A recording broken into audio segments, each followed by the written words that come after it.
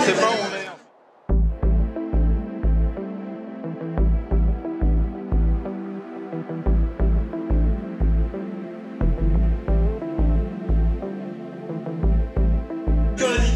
Comme on le fait à l'accoutumée, avec des présentations courtes de 3 personnes.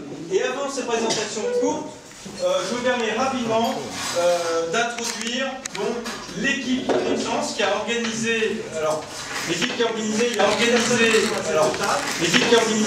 personnes qui sont à cette table. Et merci de nous avoir aidés pour leur de Connaissance qui sont dans la salle.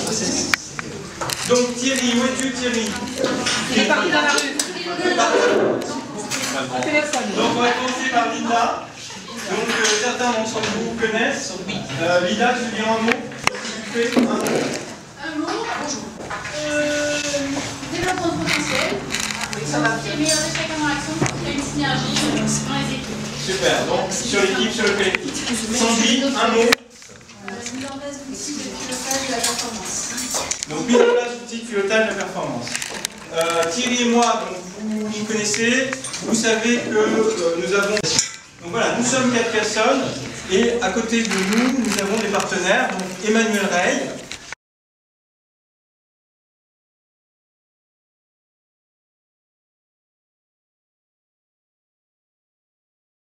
Julien, Humanitude, je représente un autre Julien qui n'est pas là, et donc nous on est sur le comportement, prise de conscience du comportement individuel et technique. Merci Julien. Philippe, donc utilisation de la pensée visuelle pour les... Merci à vous de m'accueillir, d'être venu me chercher pour partager en fait ce qui me passionne, ce qui donne du sens à ma vie au quotidien. Puisque si au départ j'étais médecin, je dirais qu'aujourd'hui je suis devenue un médecin de l'âme et du cœur qui révèle les talents et qui fait de chaque être, de chaque entreprise, quand je travaille en entreprise, des créateurs de valeur. Et donc je commence toujours j'aime bien commencer cette conférence par cette citation d'Albert Einstein, qui est un immense intuitif, puisque Albert Einstein a trouvé la théorie de la relativité du temps en rêvant qu'il chevauchait un arc-en-ciel. Est-ce que vous saviez ça? Je vais parler un petit peu de où on en est aujourd'hui. Et on est dans un monde complètement en révolution, en changement très rapide. Les accélérations sont de plus en plus visibles. On est dans un monde aussi qui se voit. Vous avez un téléphone qui est le dernier modèle, une semaine après, il est dépassé. Une information, on est comme un système nerveux, une information, un événement qui se produit à 10 000 km maintenant, nous affecte directement. En fait, on a un monde de plus en plus proche, de plus en plus hypersensible, qui réagit de plus en plus vite. L'information se multiplie et ça crée un petit peu des choses qui sont séparées.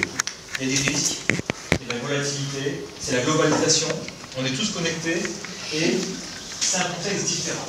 Alors, justement, dans ce contexte-là, eh bien, Tu as donné une conférence passionnante qui a duré un certain temps et on n'a pas vu le temps d'ailleurs passer. C'est ça, quand je commence ma... Voilà. Et là, si tu devais en 1 minute résumer cette conférence, que dirais-tu? 1 minute, je dirais que l'intuition est quelque chose d'inné et que nous la perdons dans le temps. Que si nous voulons la retrouver, nous devons apprendre ce savoir-être qui permet à nos 3 cerveaux d'être en coopération. Et pour travailler ce savoir-être, nous devons apprendre à nous recentrer. Si nous arrivons dans notre vie à être le plus souvent centrés dans ce savoir-être, on devient des innovants, des créateurs, des intuitifs, et puis surtout, on vit beaucoup plus dans la joie. Super, merci. Une question. c'est difficile après Catherine. Hein. Bon, je dirais en 1 minute que nous avons tous, depuis la plus tendre enfance, une compétence visuelle.